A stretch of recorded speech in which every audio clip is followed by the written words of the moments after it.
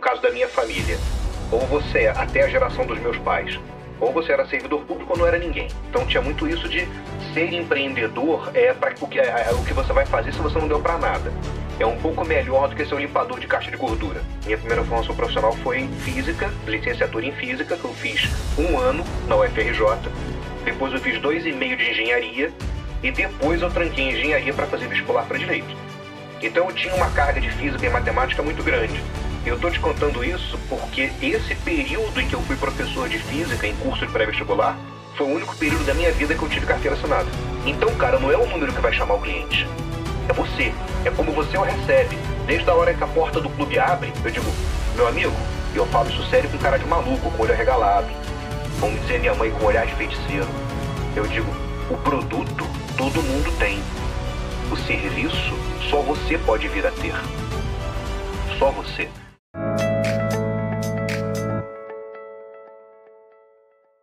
Bem-vindo a mais um podcast aí do programa CEO Por Acaso.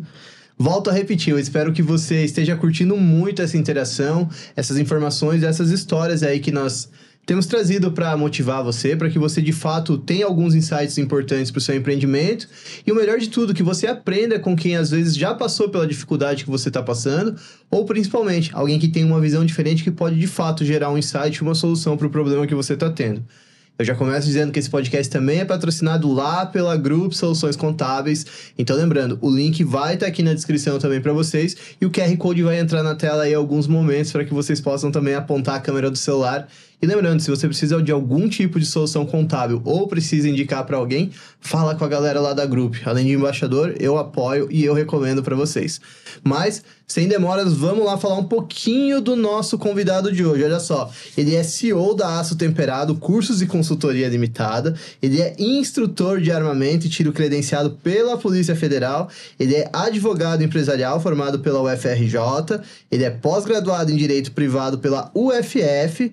Ele é atirador esportivo desde 1992. Ele é um cara que tem o rock and roll na veia. Doutor Alexandre Fernandes Coelho.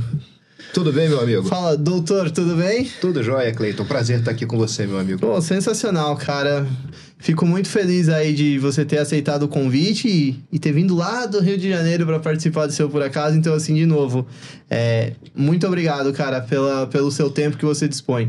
E eu já queria começar fazendo a pergunta que eu sempre faço pra galera, que é: como surgiu esse empreendedorismo na sua vida? É claro que a gente vai chegar no meio dessa paixão pelo tiro esportivo, por todo esse universo.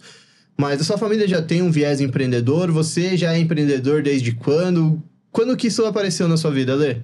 Nossa, tantas respostas não para te dar de uma vez só que chega a ser difícil. Primeiro que eu acabei de descobrir na apresentação do programa que eu sou o CEO por acaso, eu não sabia. Ah, é sobre isso o programa, cara. Eu acho que ao longo da conversa eu posso até te explicar um pouquinho mais a respeito do porquê do nome do insight que surgiu. Mas sim, pelo que eu conheci, pelo que você falou, cara, você é o perfil do CEO por acaso, 100%. Eu não tinha a menor ideia, muito obrigado. Tá me prestando uma consultoria durante o podcast. Isso? Muito obrigado. Bora, a gente quer conhecer um pouco dessa história. Eu faço parte de uma família que veio na geração anterior à minha de servidores públicos, e para eles só serviria se nós fôssemos servidores públicos, tanto eu quanto meu irmão. Meu pai policial militar, minha mãe professora do estado do Rio de Janeiro.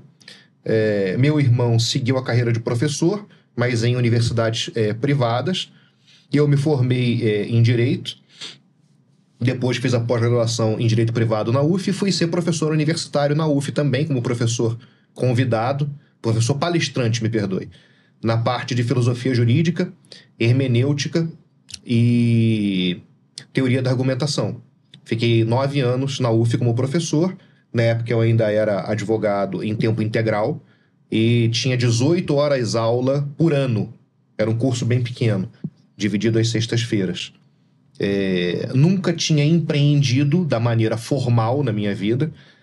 A minha atividade de empreendedorismo, eu era sócio do escritório de advocacia, mas ser sócio em escritório de advocacia não é exatamente essa visão de empreendedor empresário que nós temos. Até porque o ramo do direito, o empreendedorismo, ele tem uma certa restrição, como, por exemplo, fazer propaganda, algumas coisas do tipo. Então, assim, talvez caracterize mais o profissional, a empresa, do que uma empresa gigante para a pessoa que inicia no começo, claro, pode se expandir. Com certeza. E até falando um pouco da minha área de formação profissional, o próprio quadro societário e a natureza jurídica do contrato social de um escritório de direito é diferente de um empresário, vamos dizer, de responsabilidade limitada de uma ERELI, ou de uma LTDA, ou de uma sociedade anônima.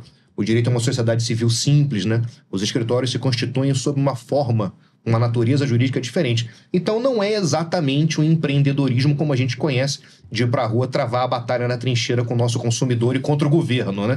Que é o que o empreendedor de verdade faz. Eu costumo dizer que o governo é o sócio que leva um percentual significativo do nosso negócio. Exatamente. Ele participa do lucro, né, e não da despesa. Total. É isso aí. CEOs, antes de mais nada, eu quero alertar vocês, não só alertar, mas falar, eu gostaria muito que vocês prestassem atenção nessa conversa, porque talvez muita gente pode pensar, é um tema polêmico, porque vai falar de coisas relacionadas à arma, mas, de novo, eu quero trazer a discussão e, justamente, eu agradeço muito, Ale, vocês estão vendo que tem uma dialética maravilhosa e, com certeza, ele vai trazer os insights para vocês entenderem por trás de toda essa discussão, sem essa politização, essa polarização que a gente tem. Vamos entender o processo empresarial por trás disso, como o mercado funciona, um mercado que movimenta a renda, que gera emprego, que gera oportunidade para as pessoas. Então, de novo, eu quero convidar você a de fato, deixar de lado toda e qualquer prerrogativa ou qualquer pré-conceito que você tenha a respeito do tema e que realmente esteja atento à conversa voltado para esse meio empresarial, porque, de novo, eu tenho certeza que alguma dificuldade, algum probleminha ali, algum insight que o Ale teve, você vai precisar conversar, entender um pouquinho mais sobre isso, e alguma dificuldade que ele já passou ali no meio da área para poder fazer e resolver isso, com certeza vai ser um insight matador para vocês.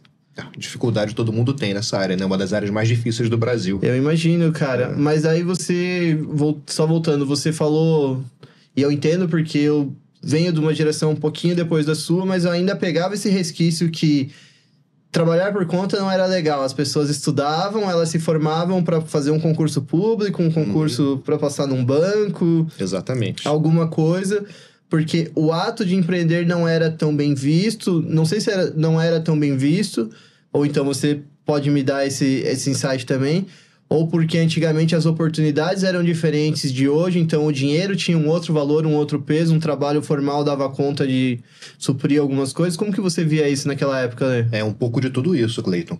É um pouco de tudo isso, meu amigo. Porque no caso da minha família, ou você, até a geração dos meus pais, ou você era servidor público ou não era ninguém. Tá? Ou você vivia do Estado, ou você ganhava um percentual do imposto que o empresário pagava, né? Ou você não era ninguém. Absolutamente ninguém. Isso até a geração dos meus pais. Então tinha muito isso de ser empreendedor o que você vai fazer se você não deu pra nada. É um pouco melhor do que ser um limpador de caixa de gordura, né? Até a geração dos meus pais. Dali pra frente já houve uma certa relativização desse preconceito com o empreendedorismo. Eu comecei a trabalhar com 14 anos de idade. Eu comprei equipamento de iluminação para filmagem. Na época se usava aquelas camcorders VHS que precisavam de lâmpadas de no mínimo 600 watts. Lâmpadas halógenas de 600 watts. E eu comecei empreendendo com 14 anos de idade, iluminando festas de casamento, festas de 15 anos, pro videomaker conseguir gravar aquelas pessoas. Se eu não tivesse uma lâmpada de 1000 watts ou de 600 watts em cima da cara da noiva para derreter a maquiagem dela, ela nem aparecia na filmagem. Até aparecia, mas em tons pastéis. Se você quisesse ver a cor da filmagem, precisava de uma lâmpada dessa em cima da pessoa. E foi assim que eu comecei, com 14 anos de idade. E desde então nunca parei de trabalhar. E esse insight de começar com isso apareceu como? Você tinha alguém da família que já fez? Algum amigo, alguém próximo que trabalhava com isso? Sim, o meu irmão era fotógrafo profissional. E ele tinha esse equipamento de iluminação, porque às vezes ele trabalhava com um iluminador também, se houvesse na festa um fotógrafo. E aí ele pegava a função de iluminador. E com o tempo começou a ter mais trabalho para fotógrafo, ele ficou com esse equipamento um pouco ocioso, e essa vaga de iluminador também ficou ociosa. E aí eu comprei a chave teste de neon para não queimar minhas lâmpadas de 110 volts, né, que elas precisavam de tomadas de 110 volts. Aí eu comprei a luz teste de neon para proteger as minhas lâmpadas. Comprei 2 extensões, uma de 25 e uma de 15 metros. um monopé, um tripé, 2 spots e uma caixinha de lâmpadas halógenas. E foi assim que eu comecei. Então, assim, o primeiro insight que eu posso deixar pra você, esse ou que tá assistindo, veja, com 14 anos, numa idade que a informação não era tão difundida quanto hoje, que você pega um aparelho aí, um smartphone, e você tem toda a informação do mundo na palma da sua mão. É claro que a grande habilidade hoje em dia tá em filtrar as informações que você recebe. De novo, se você tá vendo alguma desculpa ou vontade de se manifestar em algum tipo de empreendimento, tá aqui um baita exemplo para você entender que às vezes não precisa de muito para você iniciar, e o famoso feito é melhor do que perfeito. Ale, pegando o embalo nessa história sua, cara, como foi essa trajetória e como foi para eu não sei o termo que eu coloco, a indústria do tiro esportivo, indústria do armamento, qual a nomenclatura correta? Não é uma indústria, né? É o meio, né? É o meio ambiente.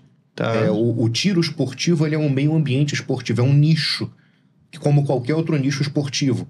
Que ele pode ser hobby, pode ser profissão, e pode ser um híbrido entre hobby e profissão, que é o meu caso. Entendi. Ele não deixou de ser hobby quando virou a minha profissão.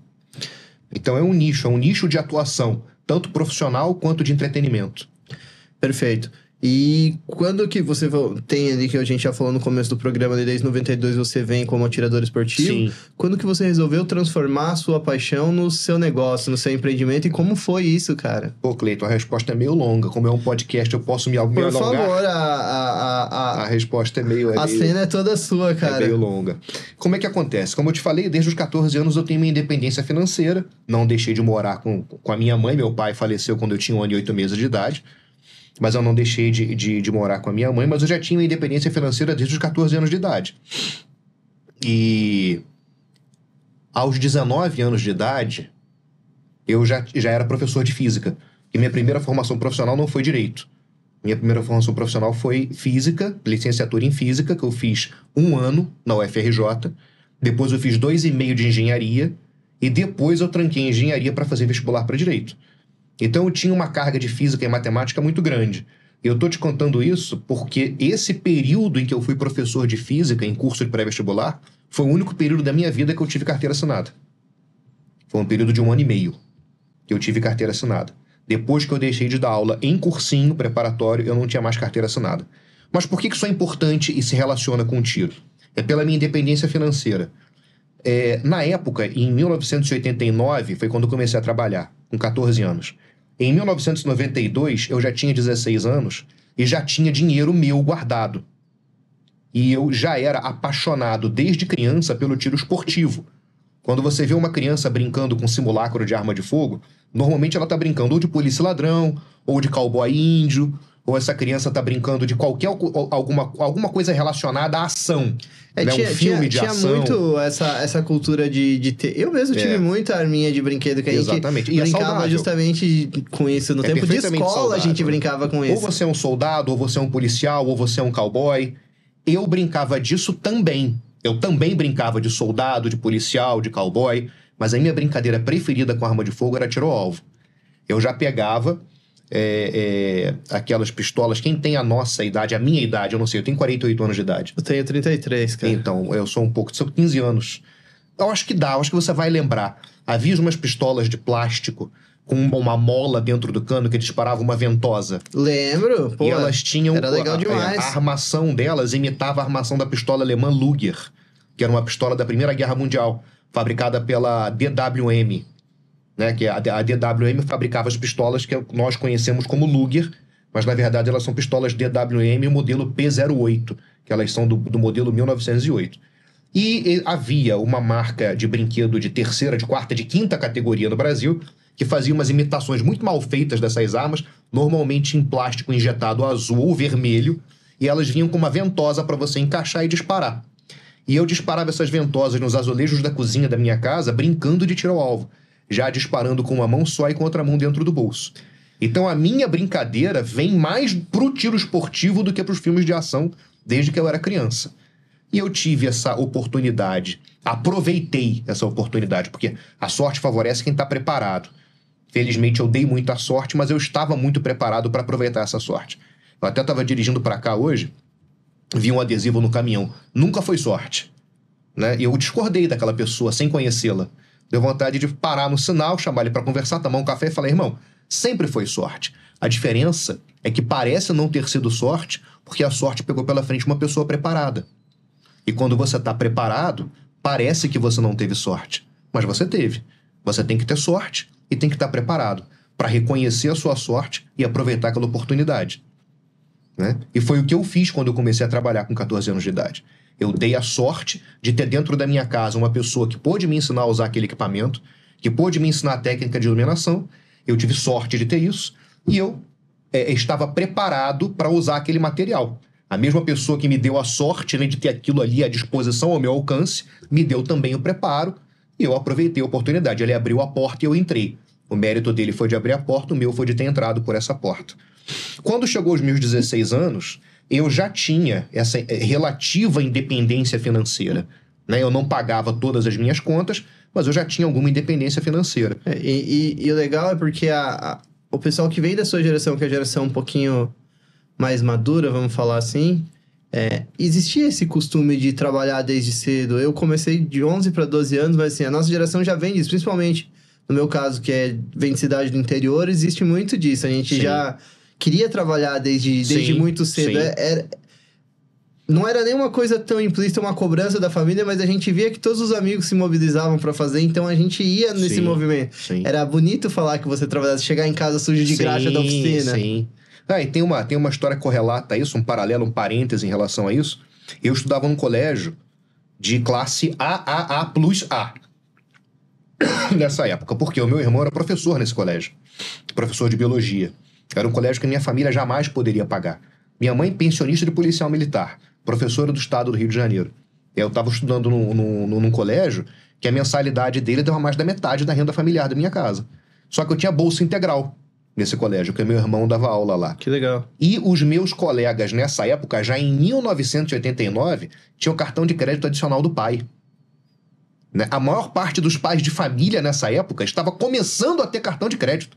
Estava entrando no mercado nacional. Era uma realidade gritantemente diferente, né? E os meus colegas de sala com 14 anos já tinham adicionais de cartão de crédito dos seus pais. E eles saíam. Iam na churrascaria. Tinha uma churrascaria em Niterói e no Rio de Janeiro muito, muito famosa, chamada Porcão. Eu não sei se aqui em São Paulo ela chegou a ficar tão famosa. Chegou até a ter na Itália. Hoje não existe mais o Porcão. Só a família chama Mocelã. Ainda existe a Mocelã lá em Niterói. No mesmo lugar, no mesmo imóvel, mas não é mais o Porcão. E era muito caro. Era o equivalente a você ir no fogo de chão. E essa criançada com 14 anos ia ao Porcão e me chamava. E eu ia junto. E eles pagavam no cartão de crédito, eu pagava no dinheiro. E eles ficavam olhando, de onde você tira esse dinheiro? E aí, na primeira oportunidade que eles me perguntaram, eu falei, cara, eu trabalho. Cara, trabalha? E aí eu contei pra eles a mesma história que eu tô te contando agora, só que isso lá com 14 anos de idade. Que doideira, cara. Esse é o parêntese. Hoje tá todo mundo muito bem de vida. A maior parte deles são filhos de grandes empreendedores. Se tornaram grandes empreendedores. Estão muito melhores do que eu, todos eles. Mas assim, o primeiro contato deles com esse mundo foi através de mim, não através dos pais. Depois os pais fizeram um excelente trabalho. Quase todos estão muito bem. Mas enfim, fechando esse parêntese. Quando chegou aos 16 anos, na época, um adolescente de 16 anos podia praticar tiro esportivo, não era proibido. Como já pôde aqui no Brasil, no período de 2019 a 2020, adolescentes de 14 anos começarem no tiro esportivo, sem ter equipamento próprio. Tá. Na época que eu comecei, podia começar com 16 anos, né? Na época podia. É tarde, mas era a oportunidade que tinha para ser aproveitada. E eu tinha o dinheiro para fazer meu primeiro curso de tiro. Né? E assim eu fiz. Eu me matriculei num clube de tiro, na minha cidade, e aprendi os fundamentos do tiro para começar a aprender a usar a arma que depois seria a paixão da minha vida, que é o revólver. Eu sempre achei que eu ia praticar esse esporte com outras armas, mas desde os 16 anos de idade eu descobri que a paixão da minha vida é a arma curta do tipo revólver. É a arma mais esportiva para minha forma de praticar o esporte. E eu pude pagar o meu curso, entrei para essa vida, comecei a competir, comecei a praticar. Esse curso eu fiquei em primeiro lugar. Uau! Tinham algumas pessoas já bem mais velhas que eu. Todo mundo estranhou que eu ainda era adolescente, que eu ainda tinha 16 anos, estava no segundo grau ainda. Todo mundo lá muito interessado em aprender técnicas de defesa, com razão, né? O tiro defensivo é muito importante, tão importante quanto o esportivo, mas eu tava grudado na jugular do instrutor querendo saber sobre o esporte. E talvez seja uma coisa interessante para as pessoas entenderem, é que a arma, basicamente, nesse tipo de empreendimento ou negócio, vamos dizer assim, ela tem esses dois viés. Ou ela é para um treinamento de defesa pessoal, acredito que deva ter alguma coisa do tipo, Sim. ou ela é voltada para o tiro esportivo. Não só. Nós podemos separar em 4 categorias principais. Bora aprender isso então, gente. Nós podemos Fica separar. esperto. E assim, abaixo dessas 4 categorias principais, existe uma ramificação dentro de cada uma. Vamos colocar como o primeiro degrau dessa árvore genealógica. Você tem esporte, defesa, controle de espécies invasoras e colecionismo. São os 4 elementos principais em que em qualquer lugar do mundo a arma de fogo é utilizada. Né? Esporte, autoexplicativo. São competições das mais diversas disciplinas. Existem... Cleiton, dá um chute pra mim. Centenas ou dezenas de disciplinas de tiro esportivo? Vou chutar centenas só pra ser extravagante, porque eu não sei, cara. A sua extravagância está correta, são centenas. Todo mundo chutaria dezenas, talvez caiba numa mão, 5, não. Existem centenas de disciplinas de tiro esportivo. É porque não chega pra gente essas informações, né? Ele é um universo, queira ou não, são pelas pessoas, pelos aficionados, pelas pessoas que têm paixão pelo esporte. E, de novo, a gente sabe que a mídia, ela não tem talvez esse incentivo ou esse apreço pela cobertura desse tipo de evento. Então, assim, eu acho muito importante esse papo, para que você que esteja acompanhando aqui o Seu Por Acaso, você entenda que existe um universo gigantesco, cara, por trás.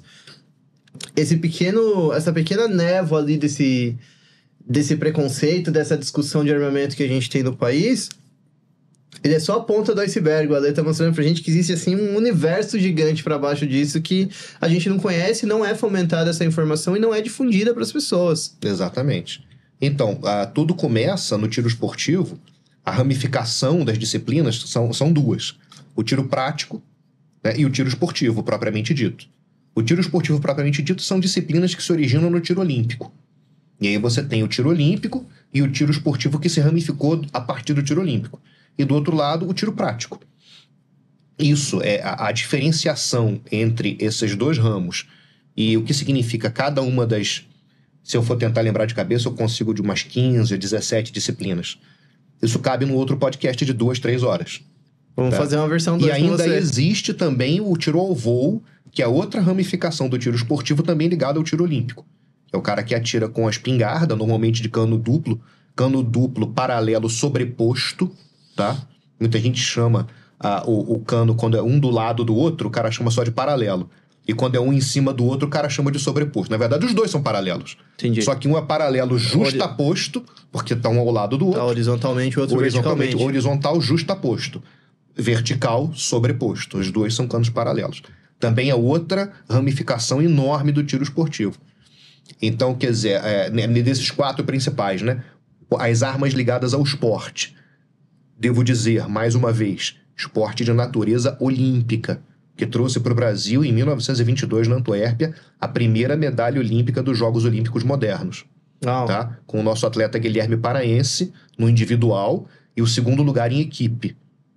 Tá? Nós trouxemos prata e ouro na primeira Olimpíada dos Tempos Modernos, na Antuérpia, em 1922. O tiro esportivo é, sim, um esporte tão complexo, tão digno de nota e tão vultoso na história do Brasil como qualquer outro esporte em que nós nos destacamos. Então, a gente tem que falar do tiro esportivo sempre com muito respeito, que é algo que o preconceito muitas vezes impede. E você vê, talvez esse preconceito que as pessoas têm, esse pré-conceito, ele muitas vezes ele nem é por maldade, às vezes é por ignorância, no sentido de não chegar a informação às pessoas, porque... ou as informações hoje em dia, às vezes você digita alguma coisa na internet, a informação que chega filtrada para essa pessoa, ela vem sempre com um contexto pejorativo quando se fala sobre armas e armamento. Mas também, hoje, é claro, a gente tem canais aí de CACs, de instrutores no YouTube que também tem uma outra abordagem para catequizar essas pessoas e falar também da importância desse mercado e desse universo, cara? É uma questão de nicho ideológico, né? O preconceito contra o tiro esportivo, ele passa por uma característica ideológica que é a seguinte: o viés ideológico, né? O bias da conversa. Existem 3 elementos na contemporaneidade que são utilizados do ponto de vista da ideologia filosófica e política para você definir com quem você está conversando. São basicamente 3 perguntas e eu não vou te fazer nenhuma delas e peço que não me faça também nenhuma delas, né? Mas se nós estivéssemos conversando política, o que não vamos fazer, essas 3 perguntas são: qual o seu posicionamento sobre aborto? Qual o seu posicionamento sobre drogas? E qual o seu posicionamento sobre armas? A resposta para qualquer uma das 3 perguntas começa com hora veja. São os temas que geram resistência ideológica em qualquer nicho ideológico que você vá conversar. Resistência, defesas apaixonadas. Então, o preconceito das armas contra as armas é fermentado no mesmo caldeirão ideológico do preconceito contra um aborto ou não aborto, contra a liberação ou proibição das drogas, a liberação ou proibição das armas. A gente pode falar que isso tudo fermenta no mesmo porão, em caldeirões diferentes, mas um ao lado do outro. Tá? São questões político-ideológicas que trazem ou não o preconceito, e não questões técnicas. Entendi. Não questões técnicas, não questões religiosas, são questões político-ideológicas que trazem esse preconceito. Cara, que coisa. Você contou aí que aos seus 16 anos você teve a oportunidade de fato ingressar nesse universo, quando você pôde fazer o seu curso. E em que momento você viu que essa sua paixão poderia de fato monetizar, você, não sei se deixar de lado a profissão que você exercia com a iluminação, e você falou: cara, eu amo tanto esse universo do tiro, eu gosto, e a gente tá falando assim, não é de hoje que a gente teve um boom há uns anos atrás de solicitação para essa licença que é o CAC, pessoas indo aos clubes de tiro, essa popularização dos clubes de tiro que a gente viu acontecendo. Talvez no seu tempo isso não era tão popular quanto foi há tempos atrás. Como que foi para você ter esse insight de falar: cara, eu acho que isso dá mercado, isso dá jogo, isso dá dinheiro, porque a gente não empreende se não for para ganhar dinheiro, e não é o dinheiro para sustentar, a gente precisa gerar riqueza, CEO. Como que foi isso, cara? Como que você falou: cara, é isso, eu vou viver disso? Passaram-se apenas 32 anos. Foram 32 anos. Entre o meu primeiro disparo como atirador esportivo e a primeira aula de tiro que eu pude ministrar, uma vez credenciado junto à Polícia Federal, na unidade do Rio de Janeiro, que é onde eu sou credenciado. Eu não sou credenciado, apesar do credenciamento ser... Federal? Não, ele ser não é outorgado, mas vamos dizer que é uma outorga, tá? Eu acredito que eu esteja usando o termo jurídico equivocado. Vamos utilizar, na falta de algo melhor na minha cabeça agora, vamos chamar de outorga. Apesar desse credenciamento me ser outorgado pela Polícia Federal, a circunscrição de atuação é do seu estado. E eu fiz esse concurso pelo estado do Rio de Janeiro. Então eu sou o instrutor de armamento e tiro credenciado pela Polícia Federal apenas dentro dos limites territoriais do estado do Rio de Janeiro. Tanto que até o meu porte de arma é limitado às fronteiras do estado do Rio de Janeiro. Tá? E é porque é um porte de arma relativo à insegurança que eu posso vir a ser submetido, porque meu nome está na internet, a pessoa pode vir a marcar um exame de tiro comigo em determinado clube e sabe que eu vou para lá armado, transportando armas de fogo, munição, e eu posso acabar sendo vítima dessa violência. E para mitigar esse risco, a Polícia Federal me concede a autorização para um porte de arma. Uma das minhas armas de fogo pode ser utilizada para minha defesa pessoal quando eu estiver utilizando a arma nessa atividade profissional, né? Que é o risco que a própria atividade me traz. Entendi. Pela exposição do meu nome. Só que eu preciso voltar um pouco, Cleiton, porque quando a gente falou das 4... Das ramificações, eu falei só da primeira, que é o esporte. Bora, manda bala. Tem a defesa, né? Que é autoexplicativa. A arma de fogo é, sim, também uma ferramenta de defesa. É claro que o sujeito tem que estar habilitado. Não apenas psicologicamente habilitado, como tecnicamente habilitado. A habilitação psicológica e a habilitação técnica são duas, vamos chamar de restrições, que a legislação brasileira impõe, mas que, na minha ótica, são restrições razoáveis, né? Você, para dirigir um carro, Você precisa ser psicologicamente habilitado e precisa ser tecnicamente habilitado. O carro é até um pouco mais perigoso que uma arma de fogo, mas a gente pode, para efeito dessa conversa, me perdoa, a gente pode, para efeito dessa conversa, equiparar o perigo social de um carro ao perigo social de uma arma de fogo. Então, o mesmo que se aplica para um carro, se aplica para uma arma. Habilitação psicológica e habilitação técnica. Então, essa pessoa que precisa se defender, ou que acha que um dia pode precisar se defender, ele tem que se habilitar e ele acaba adquirindo uma arma de fogo em seu nome para a defesa. Então, você tem o tiro esportivo, tem o tiro defensivo, tem o ato de colecionismo, que no Brasil é ligado ao esporte. É aquela pessoa que pode praticar o esporte, que se habilita para praticar o esporte, pode também se habilitar para praticar o colecionismo. Ou pode se habilitar só para praticar o colecionismo. E qual é a importância do colecionismo? Ela é histórica. Mesmo que você queira colocar na sua coleção uma arma de fogo contemporânea, em algum momento daqui para frente ela vai se tornar histórica. E uma arma de coleção é uma arma que fica preservada. Ela não vai atirar no stand. Então ela fica em condições de nova durante um período muito grande de tempo, e aquilo faz parte da história do mundo. Né? Como você desenterrar uma espada de um guerreiro medieval, você daqui a 500 anos pode desenterrar um fuzil de um colecionador, que é o mesmo fuzil que foi usado, por exemplo, numa batalha na Ucrânia, que é uma batalha contemporânea. Esse fuzil pode estar preservado para daqui a 500 anos no acervo de um colecionador. E um colecionador atual pode ter uma arma da Segunda Guerra preservada em seu acervo, como eu tenho. Eu tenho arma de fogo da Segunda Guerra Mundial preservada no meu acervo de coleção. Também é um pedaço do patrimônio histórico mundial que o colecionador acaba trazendo para si. E a outra atividade é o controle de espécies invasoras. Quem faz o controle de espécies invasoras? É o caçador. Ah, Alexandre, você gosta de caçar? Não sei. Eu tenho autorização de caçador, sou registrado no IBAMA para caçar, ainda esse ano vou sair para caçar por uma obrigação legislativa para manter o meu registro de caçador, e quando eu for sair para caçar eu te digo se eu gostei ou não. E quando eu for caçar eu vou procurar a espécie invasora mais comum no território brasileiro, que é o javaporco, né?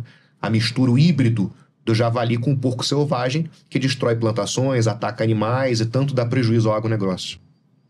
Entendi. Então, ter respondido os 4, consegui. Voltei lá atrás, tá respondida essa parte. Beleza. E daí agora, quando você dá esse insight, essa virada para transformar esse ambiente de tiro, essa paixão que você tem por essa atividade, em vir virar aço temperado. Como isso aconteceu, cara? São elementos que convergiram na minha vida para isso. Esses elementos convergiram na minha vida. Porque eu pratiquei dos 16 aos 32 anos de idade, eu pratiquei o tiro esportivo na modalidade tiro lúdico. Eu era sócio do clube, ia lá, atirava com as armas do clube, com a munição do clube e tal.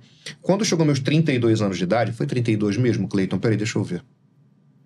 Foi com 32 anos de idade. Eu resolvi ter o meu primeiro registro de atirador esportivo junto ao Exército Brasileiro.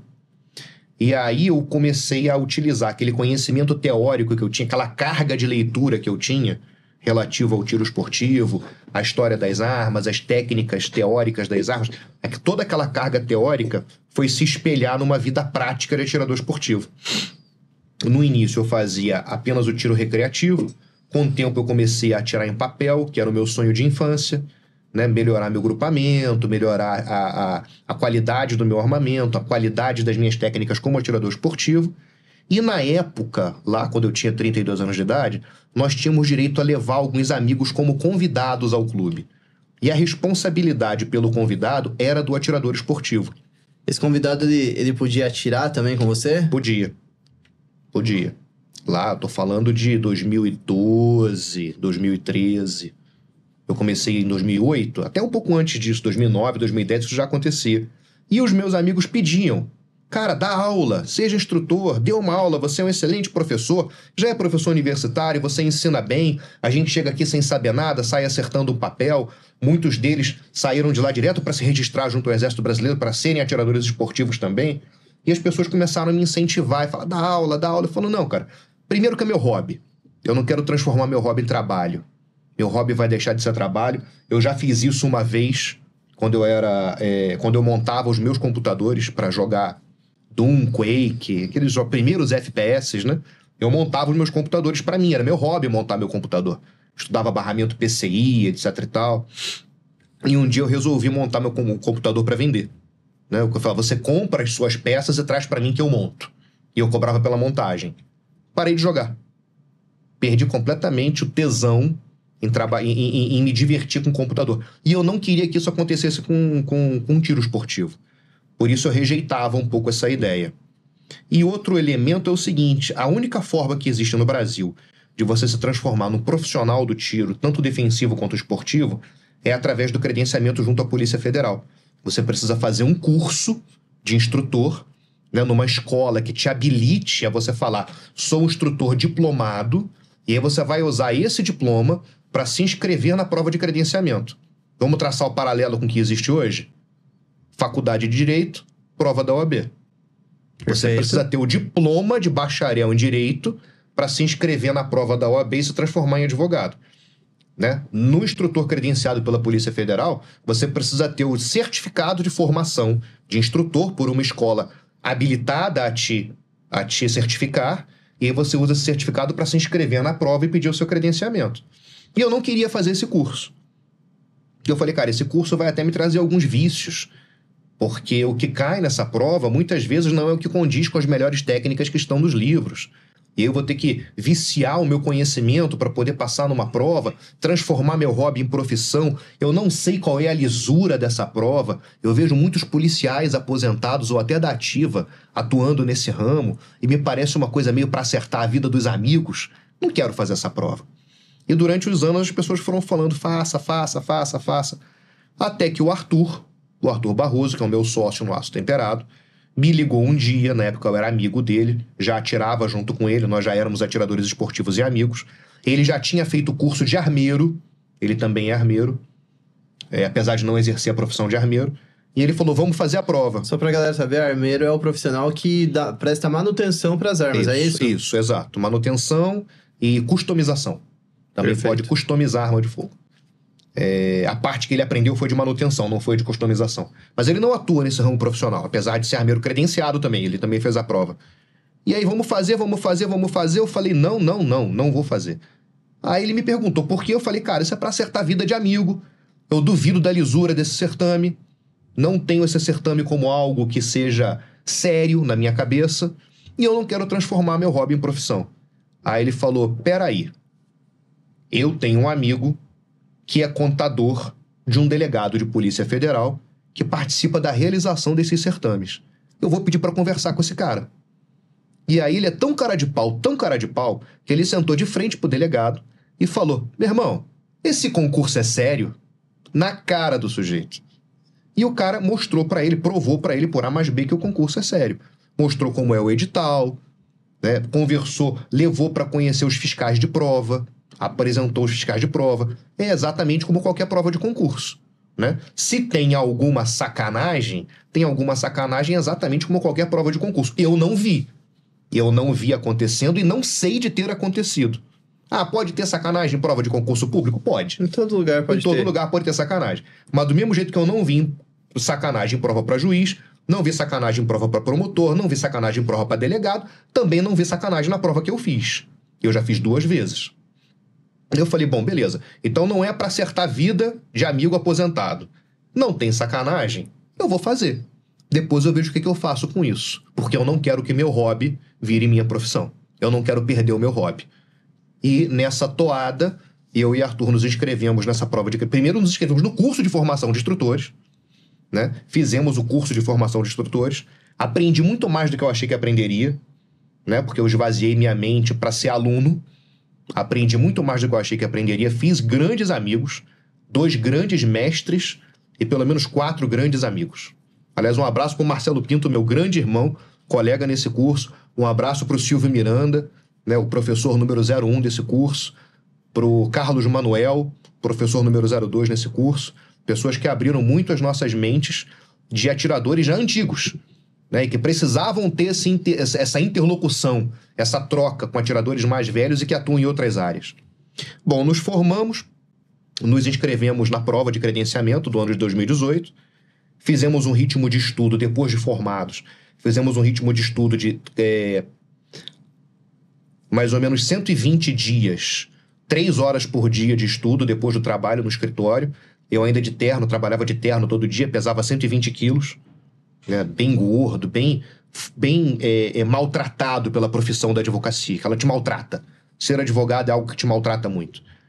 Mas eu separava 3 horas por dia para estudar para essa prova todo dia. Conclusão, passamos. O Arthur passou muito bem colocado, não me lembro agora em que posição, e eu fui o primeiro colocado do Brasil nesse certame. Eu fui a melhor nota do Brasil nesse certame. Eu tenho até um certificado que me foi emitido pela DLAC RJ, certificando que naquele ano de 2018 eu fui o 01 do Brasil nesse certame. E até então eu estava fazendo só para ver qual é. Eu ainda não sabia o que eu ia fazer com isso. Se eu queria empreender nessa área, eu não sabia. E aí, conversando com o Arthur, mais uma vez, nós tivemos a seguinte ideia. Muitas pessoas chegam para fazer... O que faz um instrutor credenciado pela Polícia Federal? Qual é a função precípua dele? A função precípua dele é de avaliar a pessoa que quer comprar uma arma de fogo. Você vai avaliar a capacidade técnica dessa pessoa. Se ela está tecnicamente apta a utilizar uma arma de fogo, né? O único pré-requisito é que essa pessoa tenha sido dada como apta por uma psicóloga ou psicólogo credenciado pela Polícia Federal. Você está psicologicamente apto, então eu posso te avaliar na parte técnica. Só que não existe a obrigatoriedade, você vê muito na mídia, o cara tem que fazer curso de tiro para comprar arma de fogo, tem que fazer curso de tiro. Não tem. A lei não obriga a fazer curso. A lei obriga a fazer prova. Como era para você tirar uma carteira de motorista, para você conseguir... Aqui em São Paulo chama carta de motorista, né? Para você conseguir uma carta de motorista nos anos 80, você fazia direto uma prova. Você não fazia autoescola obrigatoriamente, não era obrigatório. Foi se criando um business aí, né? As pessoas começaram a fazer autoescola para passar na prova. Ela não era obrigatória. Aí, com o passar do tempo, as autoescolas demonstraram a sua necessidade, passou a ser obrigatório tantas horas aula de direção para você se inscrever na prova de habilitação. Hoje, no tiro, não existe ainda a obrigatoriedade de você fazer aula. Você tem que chegar sabendo. Mas se não estudar, vai chegar sabendo como, Você né? tem que chegar sabendo. É o que está na Instrução Normativa número 111, né, da Polícia Federal do Brasil. Você tem que chegar sabendo. Aonde você aprendeu? Não interessa. E aí, eu conversando com o Arthur, falei, poxa, onde a pessoa pode aprender? Aí o Arthur, conosco. Eu falei, pois é, pensei no mesmo. A pessoa pode aprender conosco. Mas só que depois nós vamos ter que avaliar. Aí eu peguei a legislação para reestudar. Depois de ter sido aprovado na prova, eu fui estudar novamente a legislação. A Instrução Normativa número 111 diz o seguinte: o instrutor que avalia não pode ensinar. Só está dizendo isso. Eu falei, Arthur, quer ser meu sócio? Você ensina e eu avalio. E eu ensino e você avalia.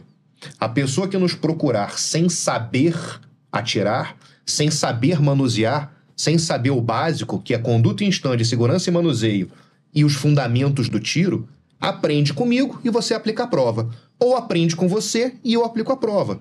E assim surgiu, né, o embrião do que hoje é o CNPJ do Aço Temperado, curso de consultoria. Uma dúvida, quando vocês utilizaram essa sacada, esse insight de quando um ensina, o outro avalia, isso é dentro de um mesmo CNPJ? Isso, ou o que vai no registro é o registro do avaliador, do professor? Como funciona isso, né? É uma boa pergunta, meu amigo, pelo seguinte, quem ensina é o CNPJ, quem avalia é o CPF. Entendi. Tá? Quem ensina é o CNPJ Aço Temperado.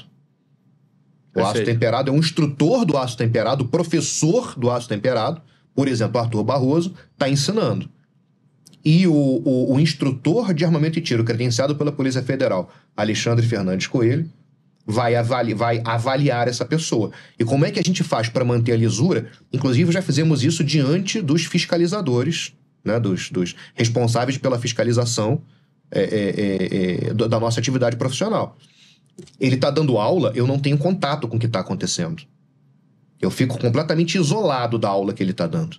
Eu entro para avaliar, ele fica completamente isolado de mim. A pessoa que te ensina nem vai ver como você vai ser avaliado. É para ter uma imparcialidade no... Total. Nós não temos interesse na aprovação da pessoa que faz aula. Pelo contrário. Porque se a pessoa que faz a aula não aprendeu o suficiente para ser habilitado para atirar, Depois ele passa por um acidente e vai falar, fiz aula com esse cara, fiz aula no aço temperado. É uma responsabilidade muito grande, né? Exatamente. Para mim é muito mais seguro reprovar.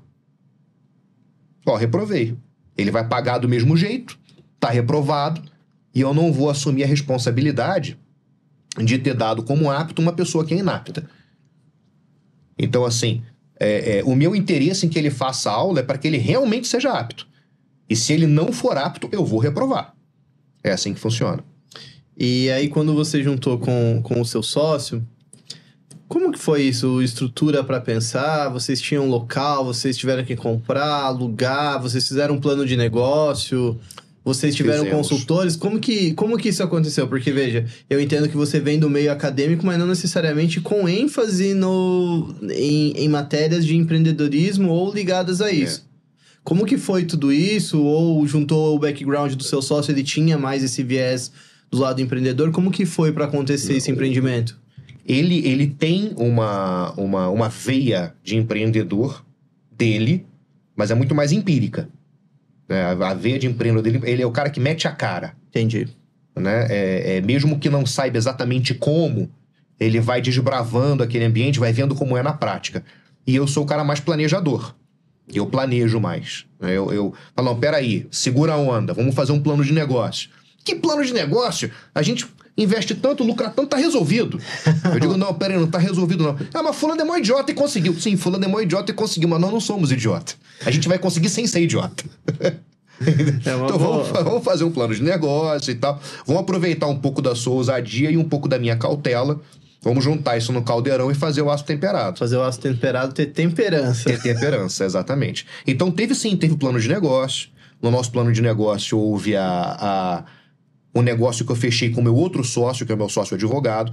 Eu fechei com ele um negócio para botar o escritório do aço temperado no mesmo espaço físico do escritório de direito. Hoje eles dividem o mesmo endereço, os dois CNPJs dividem o mesmo endereço. Ele é o escritório onde nós funcionamos. Nós temos um modelo de negócio que independe de clube. Nós não precisamos ter um clube. Nós podemos atuar hoje, inclusive como credenciados, junto à Polícia Federal, em 5 clubes no estado do Rio de Janeiro. Nós temos a autorização desses CNPJs para atuar ali dentro. E essa autorização já foi certificada pela Polícia Federal. Então eu pago o aluguel desse espaço para atender o meu cliente. É assim que funciona. Se eu quiser ministrar um curso de tiro defensivo, eu fecho com o clube quanto eu vou pagar de aluguel para poder dar aula ali dentro. Se eu quiser um tiro defensivo, mesma coisa. Se eu quiser formar uma turma de instrutores para fins de credenciamento junto à Polícia Federal, é outro valor que eu pago. E tudo isso fechado em contrato escrito entre as partes, acertado. E eu assim consigo trabalhar sem passar por mais um elemento complicador, que é o compliance de ser dono de clube de tiro. Se eu tivesse que passar pelo todo o compliance do modelo de negócio de clube de tiro, que eu conheço bem, eu não poderia me dedicar tanto assim à minha atividade de dar aula. Porque o clube de tiro toma muito tempo do sócio administrador. Entendi. E nesse modelo de negócio que vocês exercitam hoje, qual foi a maior, ou talvez esteja sendo a maior dificuldade que você enxerga no sentido de empreender? Porque, de novo, é como eu falei, o CEO, a gente abre um empreendimento, a gente monta um negócio no sentido de gerar riqueza. Sim. De gerar lucro, de gerar uma condição de vida melhor, tanto para as pessoas que empreendem, como para colaboradores, de forma direta ou de forma indireta dentro desse ecossistema do negócio. Aonde foi, cara, uma grande dificuldade, ou que vocês encontraram uma barreira que, sei lá, talvez na abertura você falaram, cara, talvez seja difícil por conta disso, ou depois que abriu falou, cara, a gente não tinha pensado nisso, isso agora caiu a ficha. O que me pegou de surpresa no primeiro momento, não existe uma grande dificuldade, tá? Grande dificuldade é a burocracia. Mas a burocracia pega no pé de qualquer empreendedor. O fato de que eu tenho mais uma burocracia, que é a legislação específica atinente à arma de fogo, que é uma das mais restritivas do mundo, é só mais uma burocracia no pé do empreendedor. Eu tenho noção de que eu não sofro muito mais que o dono de uma fábrica de chiclete. Eu tenho noção de que eu não sofro muito mais do que o dono de uma loja de departamentos. Eu sofro mais do que ele, sim, mas não muito mais. Desculpa, a fumaça aqui em São Paulo dessas queimadas, né? Esse pássaro aí que... Não, pássaro incendiário que tá queimando tudo aqui em volta. Foi o que eu vi na televisão isso ontem. Cara, desculpa, eu tô por fora. Pois é. Mas, enfim, o ambiente fumaçado ativou a minha tosse. Peço perdão. Não, fica tranquilo. Mas eu tava falando, eu passo, sim, por uma dificuldade a mais, mas não é tanto mais do que o empreendedor normal brasileiro. A legislação de arma de fogo é ruim, é restritiva, está cada vez pior, está caminhando para uma impossibilidade. Mas enquanto ela não for uma impossibilidade completa, ela vai ser mais uma burocracia no dia a dia do empreendedor. Essa é uma das dificuldades que não era inesperada. Ela é totalmente esperada. Vamos lá, dificuldades inesperadas. 2. Que também podem acontecer em qualquer ramo de atuação, tá? E aí eu até tô começando a concordar quando você me chamou de CEO por acaso, Cleiton. Tô até começando a concordar. Agora, refletindo sobre essas suas perguntas. Começando a concordar. Cara, você sabe por que é o CEO por acaso? Eu já expliquei pro pessoal no primeiro episódio que eu fiz com o Aleph, mas vou dar uma explanadinha pra você. O CEO por acaso eu pinto, por exemplo, como uma mãe de família. Uma mãe solo, talvez, ou uma mãe que tem o seu cônjuge. E ela trabalha numa profissão que fornece ali, vamos colocar um salário mínimo, por exemplo, que provém da atividade que ela exerce. E ela, em algum momento, talvez passe por uma dificuldade, talvez tenha que comprar o remédio para um filho, ou talvez ela precise comprar um alimento a mais, fazer alguma coisa para casa. E ela tem um insight, ela tem talvez um grande talento, como eu cito, que é fazer bolo de pote. Sim. E ela vai lá e faz os seus bolos de pote de uma forma despretensiosa, na cabeça dela isso surge como um bico. Uhum. Ela começa a exercitar aquilo mais vezes e em determinado momento ela pega e fala, opa, peraí, eu tô ganhando com esse meu bico do bolo de pote tanto quanto eu ganho no meu trabalho formal. Seja ele o CLT ou seja num bico fixo, vamos chamar assim. Só que o que acontece? No Brasil, a cultura empreendedora que a gente tem, de novo, eu tenho sérias críticas ao modelo, porque não existe um ensinamento formalizado, isso não é incentivado dentro das escolas. E você é a prova disso falando que não era visto com bons olhos a pessoa que buscava criar o seu empreendimento e a sua forma de fato de criar riqueza. O brasileiro ele tem um negócio que é muito feio, que é a síndrome de vira-lata, que a gente fala. Que é as pessoas não poderem ter mais, ou todo mundo que tem mais, ele acha que é ladrão ou que foi de alguma forma ilícita. E essa mãe que ela encontra nesse ato de fazer o bolo e vender uma atividade extra e uma grana extra, chega um ponto que ela tem esse insight e ela fala, opa, eu tenho uma empresa. Nesse momento, a pessoa simplesmente, a nossa cultura é o quê? Vou abrir um MEI, um microempreendedor individual de alguma coisa. Lembrando, senhor, a gente vai ter aí alguns conteúdos no canal que eu vou explicar para vocês quem pode ser MEI, quem não pode ser MEI e o porquê também. Mas o que acontece? Não é só eu sou um microempreendedor individual. Cara, eu tenho um negócio. Uhum. Se eu tenho um negócio, eu tenho que cuidar da minha marca, eu tenho que saber do meu branding, eu tenho que saber calcular o que é custo, o que é faturamento, o que é lucro real dentro da minha empresa que eu vou ganhar, como que eu reinvisto, se não, como que eu separo o caixa da minha empresa da minha remuneração, porque o maior erro das pessoas é misturar a finança da empresa com a finança pessoal e a taxa de mortalidade é gigantesca das empresas dentro do Brasil, e não só de empresas pequenas. O Aleph mesmo falou para vocês lá no primeiro episódio nosso do CEO. São startups que têm injeção, às vezes, de milhões de reais, e elas fecham as portas dentro de 3 e 5 anos, que é esse vale da morte. Então, por que é que eu falo isso que é o CEO por acaso? Porque vai chegar um ponto na vida que você vai falar, cara, é isso, eu tenho um negócio. Só que assim, e agora? Como que eu faço? Onde eu aprendo tudo isso? E é o que você deu o exemplo do seu sócio. Cara, vamos pra cima, vamos fazer, e você tem... Cara, será que é só isso? Vamos ver certinho? Então, assim, existem perfis empreendedores diferentes e não tem o perfil certo e o perfil errado. O melhor perfil é o perfil que você tem, porque você empreende com o seu perfil. Então, quando você começa a demandar de mais informações, buscar mais coisas, quando você se conscientiza que você tem um negócio de fato na mão, cara, aceite ou não, você se tornou CEO por acaso. Muito do que você está dizendo está me levando a crer nisso, assim. Eu sentei nessa cadeira aqui pronto para te desmentir, que eu não sou CEO por acaso. Aliás, nem CEO eu sou. Eu sou apenas o sócio administrador de uma microempresa. Mas agora eu tô me convencendo que eu sou CEO por acaso, assim. Tô praticamente convencido. Até o fim eu tô convencido. Show de bola, provavelmente. Cara. Vários elementos aqui estão me levando a crer nisso, né? O fato de que no meu primeiro plano de negócio eu já tinha um colchão, né? Eu já tinha um colchão que veio da atividade empresarial. Eu falei, eu tracei um plano, falei, nós temos a possibilidade, olha só como o troço começou pequeno, tá? Nós temos a possibilidade de, em 2 meses, sem botar 1 centavo no nosso bolso, botar R$4.000 no bolso do Aço Temperado. Eu dei 60 dias pro Aço Temperado fazer R$4.000. Ele fez R$4.000 em 45 dias.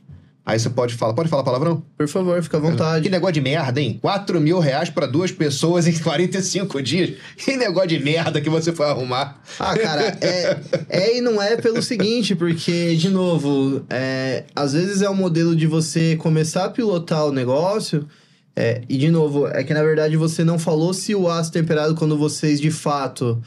resolveram fazer, se ele se tornou de cara a atividade principal, se vocês...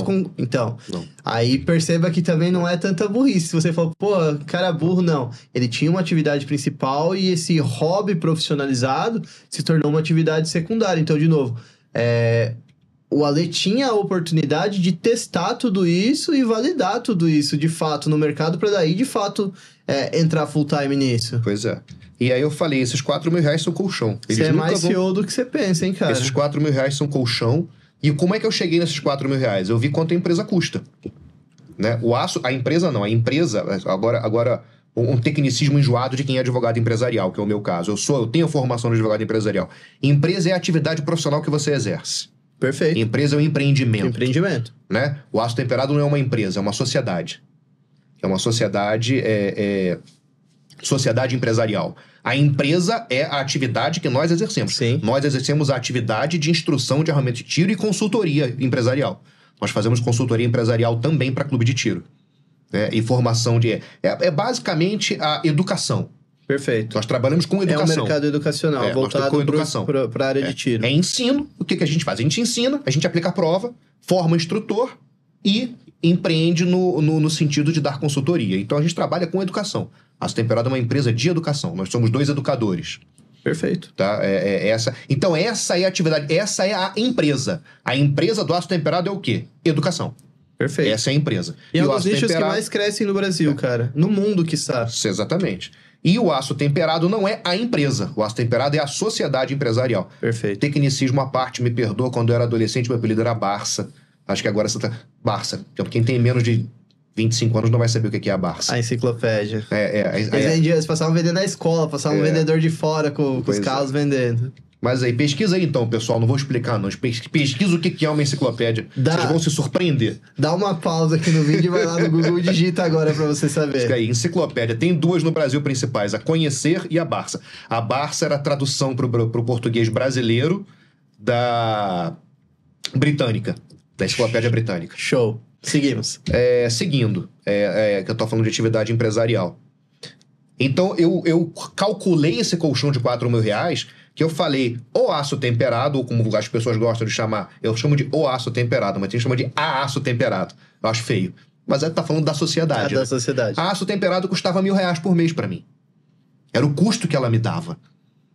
Ela me dava um custo de R$4.000 por mês. Porque eu tinha poucos clientes, tinha poucas pessoas para avaliar, eu precisava comprar pouco material para trabalhar, poucos alvos, pouca munição, eu tinha poucos aluguéis, e o plural de aluguel é aluguéis, não é aluguéis. Até pode ser aluguéis. Na última reforma ortográfica admite as 2 formas, aluguéis e aluguéis. Mas enfim, eu tinha poucos aluguéis para pagar, e eu cheguei a essa conclusão. O aço temperado custa R$1.000 por mês. Eu preciso de um colchão de 4 meses. Da onde eu tirei isso? Não lembro. Li em algum lugar. Não lembro aonde. Eu preciso de um colchão de 4 meses. Se eu puder viver 4 meses sem atender um cliente, eu tô seguro com a minha atividade empresarial. Foi daí que eu tirei os R$4.000. Algumas pessoas vão entender isso como fluxo de caixa ou então verba de socorro. Algumas pessoas colocam também. E, cara, é correto, porque, de novo, as pessoas que se tornam o CEO por acaso, Ale, o que eu falo? Existe uma diferença entre você exercitar a boa prática do empreendedorismo e você empreender, às vezes, só pela paixão e você ir lá e se quebrar e botar a culpa. Exato. Então, de novo, não que as pessoas não passem por isso também, não tenham feito isso na vida. Às vezes é uma experiência necessária para a pessoa aprender esse processo. Porque, de novo, como a gente não vem de uma escola tradicional de empreender, cara, é muito skin the game. Então, todo dia você indo pro front, todo dia você indo pra atividade e aprendendo. O fato de você ter tido essa sacada talvez já venha lá de quando você tinha seus 16 anos que você queria trabalhar. Se tornou uma questão cultural incutida dentro da sua família quando você tinha seu próprio dinheiro e sabia a necessidade da independência, de não ter que depender de algumas coisas. E como advogado empresarial, Cleiton, eu via meus clientes indo à bancarrota porque tratavam o dinheiro da empresa como o dinheiro deles. É o que eu falei, o principal problema das pessoas é quando mistura a finança pessoal com a finança da empresa. Porque olha só qual que é o cálculo que as pessoas fazem. A empresa faturou 10 mil esse mês, vamos colocar esse valor para ficar fácil para as pessoas entenderem. Faturou 10 mil esse mês. Eu paguei 4 de aluguel, sobrou 6. Paguei água, luz, internet, telefone, que foi 3, sobrou 3. Os 3 é meu, cara. Os 3 são meus. Aí eu posso pegar uma prestação de um carro de 2, ainda sobra 1 para comer hambúrguer. Esse é o pensamento das pessoas, elas não entendem de guardar, de fazer um fluxo de caixa, o imposto que tem quando você tiver a contratação de um funcionário, ou para você ter uma verba para uma emergência, ou para fazer um upgrade na sua empresa. Isso nós não temos folha de pagamento, não temos funcionário. Significa o aço temperado não tem passivo trabalhista. O aço temperado ainda trabalha um colchão de 4 meses, tá? Só que esse colchão de 4 meses, quando houve a mudança legislativa relativa à arma de fogo, às armas de fogo, né? Na virada de 2022 para 2023, entendedores entenderão. Houve uma grande mudança no cenário político-legislativo brasileiro relativo à arma de fogo. O aço temperado ficou 1 ano vivendo só do seu colchão. Durante esse 1 ano, ele fez uma participação de lucros, que não foi lucro de 2023, foi lucro de 2022, que nós distribuímos em 2023, para mim e para o Arthur, uma vez, e a atividade empresarial viveu do colchão dela durante 1 ano. Eu tinha 4 meses e estiquei esses 4 meses por 1 ano. Porque eu não misturo dinheiro meu com dinheiro do aço temperado. Que legal, cara. A gente falando um pouquinho de business, Alexandre, como é o target? Quem é o avatar? Quem é a persona que o cliente de vocês, quem é a pessoa que consome os produtos da ou do aço temperado? Chame como quiser. Chame como quiser. São pessoas muito diferentes, meu amigo. São pessoas muito diferentes. Muito diferentes. Eu posso dizer que ao mesmo tempo que eu tenho poucos clientes, né, a minha clientela, que é diferente da minha freguesia, né? Eu não tenho freguesia. Né? Do ponto de vista de direito empresarial, freguês é o cliente não habitual. Não habitual, justamente. Eu só tenho habituais. Tem recorrência de ainda que seja aquele habitual que só vai voltar uma vez a cada 3 anos. Mas ele tem uma periodicidade em que ele vai voltar para mim. E ele vai voltar para mim porque eu atendo ele bem. Porque quem não atende bem, o cara não volta. Que é aquilo que eu digo para todo mundo. Eu digo para todo mundo, converso muito com o Arthur, converso muito com a minha esposa, converso muito com os meus amigos, com quem já é empreendedor. Eu digo, meu amigo, e eu falo isso sério com cara de maluco, com olho arregalado. Como dizia minha mãe, com olhar de feiticeiro. Eu digo, o produto todo mundo tem. O serviço só você pode vir a ter. Só você. Aí eu pego o meu carimbo, quero estar com o meu carimbo aqui pra mostrar. Até porque tem uma piada interna na minha família de carimbo, que eu não suporto carimbo. O carimbo, todo mundo tem. Esse carimbinho aqui, é só você passar na prova.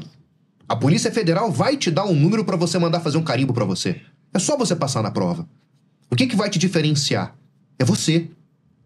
Você vai ter um número diferente do número do Zezinho, diferente do número do Bilezinho. Cada um vai ter seu número. E esse número vai fazer exatamente a mesma mágica no final das contas. Então, cara, não é o número que vai chamar o cliente. É você. É como você o recebe. Desde a hora que a porta do clube abre, até a hora que ele vai embora com um pedaço de papel na mão, dizendo apto ou inapto. Porque se ele sair com inapto, ele tem que sair feliz do mesmo jeito. Entendendo que ele foi avaliado de forma justa e que ele tem que voltar daqui a 30 dias para ser avaliado de novo, depois de melhorar a parte técnica dele relativa a manuseio e segurança de arma de fogo. Então, qual é a mágica? A mágica é fazer o cliente se sentir bem, para que ele seja cliente e não freguês. E aí você perguntou, quem é? Cara, é qualquer um. Você não acredita como vem pessoas diferentes procurar um instrutor de armamento e tiro credenciado pela Polícia Federal. Não apenas o aço temperado. O aço temperado vem menos gente procurar. Quem vem procurar o aço temperado é quem já está interessado em educação. Quem vem procurar um instrutor de armamento e tiro está preocupado com uma burocracia. E esse cara muitas vezes descobre que ele precisa de educação.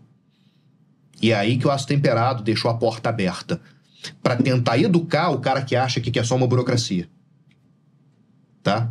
Esse cara que quer só uma burocracia pode ser caçador ribeirinho, tem que registrar a sua arma, senão ele não consegue botar comida em casa. Você imagina, ele é analfabeto, ele mora na beira de um rio, se ele não matar um bichinho para botar na mesa, ele não tem comida. Porque muitas vezes nem condições de plantar naquela região para poder comer um vegetal ele tem. Ou ele come aquela carne que ele abate ou ele não tem comida. Essa é a definição de caçador ribeirinho. Ele procura um instrutor credenciado porque ele precisa regularizar o registro da espingardinha dele. É interessante esse exemplo que você está dando, porque ele rompe uma bolha, porque as pessoas nem mesmo passam pela cabeça deles essa modalidade. Pois é. Levam muito, talvez, por um outro viés simplesmente de associar o armamento com a violência e não... Então, assim, de novo, não sou eu que estou dizendo, de fato, um especialista que está aqui no programa está constatando para vocês. Existem pessoas que dependem desta atividade para colocar comida na mesa e ter o seu sustento, a sua sobrevivência. Então, exatamente. Olha que louco, eu nunca tinha parado para pensar nisso. A legislação chama esse atirador de caçador de subsistência. Ele tem um nome jurídico específico para ele. Ele é o caçador de subsistência. Que doideira, cara. Ele tem uma parte da legislação de arma de fogo especificamente voltada para a necessidade de subsistência dele. Qual é o tipo de arma que ele pode comprar, quanto de munição, se ele pode ou não fazer a recarga dos próprios cartuchos para caçar, e eu já digo que pode. Quanto de pólvora ele pode comprar, quanto de chumbo, qual é o calibre que ele pode ter dessa arma, quantos tiros essa arma pode ter. Tudo isso é regulamentado, na minha ótica, mais regulamentado do que necessita. A regulamentação é sempre muito mais severa, porque estamos falando de Brasil, existe todo um cenário político ideológico restritivo, tá? Mas existe sim o nomen iuris, né? O nome jurídico dessa figura que é o caçador de subsistência, que muitas vezes é analfabeto ou semi-analfabeto, e eu tenho que avaliar. E esse cara vem me procurar. Tá? Eu tenho que avaliar esse cara, eu tenho que ver se ele é tecnicamente apto a utilizar essa arma de fogo numa situação lá específica do teste que eu aplico de acordo com a instrução normativa. Não vou entrar no mérito se ela é ou não totalmente capaz de, dentro daquelas regras, avaliar a necessidade dessa pessoa, mas são as regras que devem ser aplicadas. A gente entra numa festa, Cleiton, para dançar a música que tá tocando, né? Perfeito. A gente só bota a nossa música depois que a gente vira dono da festa.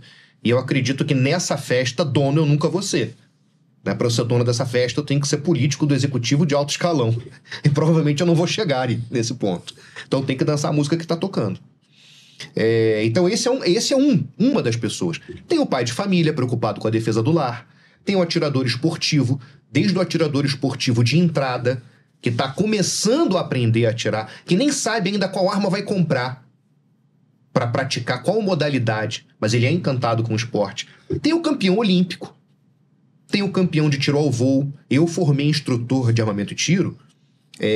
Um abraço, Eduardo Melo. Eu posso falar o nome dele porque ele já é instrutor de armamento e tiro formado pelo Aço Temperado. É uma pessoa que aprendeu muito pouco comigo, aprendi muito mais com ele. Passamos 14 dias juntos no curso de formação de instrutores. Nesses 14 dias eu aprendi 90% do que eu sei sobre espingarda hoje. E ele aprendeu quase nada do que eu sei sobre legislação e as outras armas. E ele passou na prova de credenciamento, ele hoje é instrutor credenciado. E ele já era campeão mundial de tiro ao voo, quando eu formei instrutor, e já era um grande amigo meu do clube de tiro. E ele procurava instrutores de armamento de tiro porque ele precisa regularizar as armas dele. E não é pelo fato de que ele é campeão mundial que ele está dispensado de fazer as provas. Regularmente. Na minha opinião, deveria estar dispensado. Mas a legislação não dispensa.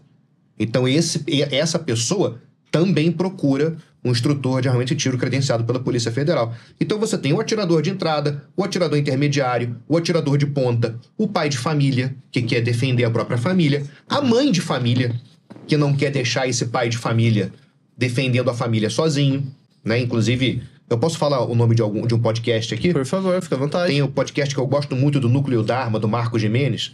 Ele fez um vídeo essa semana explicando por que as mães de família também deveriam aprender a defender a própria família. Não para se colocar no lugar do defensor que assumiu a atividade principal de defesa. Ela pode até assumir a atividade principal de defesa, nada impede. Mas ela não precisa assumir essa atividade. Mas ela deveria saber, porque é uma habilidade tão importante quanto a de dirigir. Se o marido infarta, a mulher não sabe dirigir, ele vai morrer sem socorro. O mesmo pode acontecer numa situação de exposição da sua família à violência urbana. Tá? Então, tem a mulher solteira, né, que também pode querer ter uma arma de fogo. Tem aquele empresário que precisa do porte.